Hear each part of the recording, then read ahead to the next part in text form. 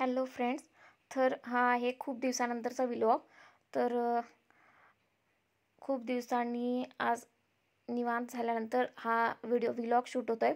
तर सकाळ सकाळी सगळी कामं आवरली, स्वयंपाक झाला. त्यानंतर इथे बघू शकताय तुम्ही, मुलं बसून मस्तपैकी ते नाश्ता चालू आहे, दोघांचा मस्ती चालू आहे किचन कट्ट्यावर बसून.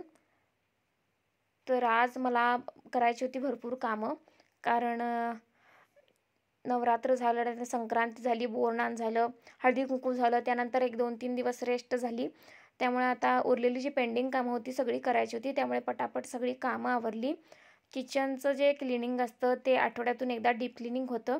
रोज फक्त किचन ओटा स्वच्छ धुवून घेते मी. त्यामुळे डीप क्लिनिंग असतं ते आठवड्यातून, पूर्ण टाईल्स वगैरे एक आठवड्यातून एकदा स्वच्छ होतात. आणि रोजचा स्वयंपाकानंतर किचन ओटा, बाकीचे सगळे डबे किंवा खिडकीच्या जाळ्या वगैरे आहेत त्या रोजच्या रोज स्वच्छ होतात.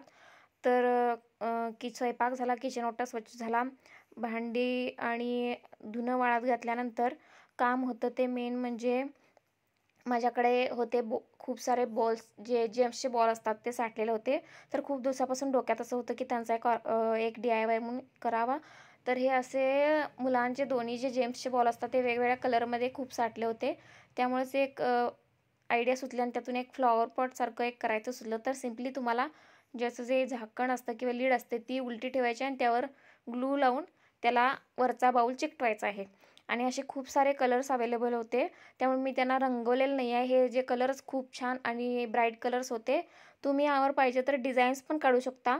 मी फक्त यांना चिकटवलेलं आहे. आणि जर तुम्हाला यात झाड लावायचं असेल किंवा रोप लावायचं असेल तर तुम्हाला खाली यामध्ये होल करावे लागतील आधी, पहिला 2 ड्रेनेजसाठी, आणि मग त्यांना चिकटवावं लागेल.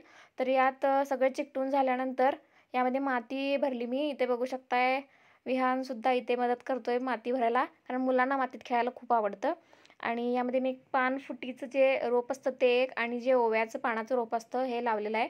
असे इनडायरेक्ट सनलाईटमध्ये उगवणारी रोपं तुम्ही लावू शकता. तर मला हे सगळी रोपं किचनमध्ये लावायची होती, त्यामुळे मी हे अशी जी रोपं असतात जी इनडायरेक्ट सनलाईटमध्ये सुद्धा चांगली ग्रो होतात, तर अशी रोपं लावू शकता तुम्ही. ॲलोवेरासुद्धा लावू शकता.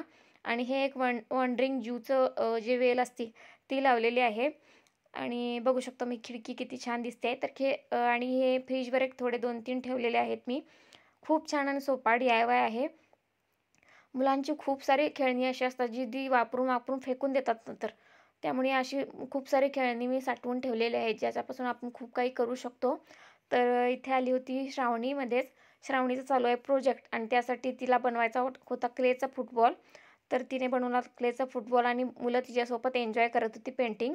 आणि नंतर संध्याकाळनंतर हे चालू होतं बागेचं काम. खूप दिवस झालं बागेत खूप घाण साचलेली होती, आणि सध्या पानझडीचे दिवस चालू आहेत, त्यामुळे झाडातून खूप साऱ्या प्रमाणात पानं गळत आहेत. तर त्यांना एकदा स्वच्छ करायचं होतं. तर माझे सासरे, मी आणि तेजू तिघंजण होतो बागकामेत.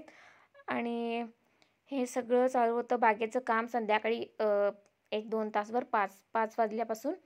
आणि ते झाल्यानंतर मला एक करायचं होता पुन्हा एकदा DIY. तर संक्रांत बोरनान झालेलं आहे, पण आहे यावर्षी माझ्या नंदेचं पहिल्या वर्षीचा संक्रांत सण. त्यामुळे तिच्यासाठी आणि थोडेसे पतंग आणि आणि एक DIY मला सुचलेला होता. त्यामुळे हे सगळं झाडांचं जर सगळं व्यवस्थित बागकाम झाल्यानंतर हे झाडांची थोडी थोडी कटिंग्स करायचे होते. ते कटिंग्स करून झाल्यानंतर संध्याकाळी संध्याकाळचा स्वयंपाक बघून हे सगळं प्लॅनिंग करून हे सगळं गार्डनिंग झाल्यानंतर हा होता एक मटकी शेप. मी एक जी येते ना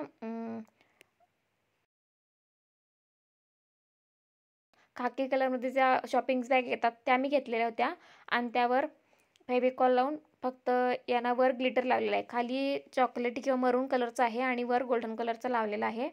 आणि साईडहून मी त्याला गोल्डन कलरचंच ग्लिटरने आउटलाईन केलेली आहे.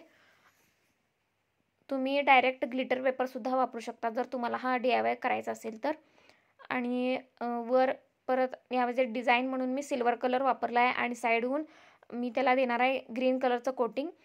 तर आणि हा आहे शॉपिंग बॅग आहे ही.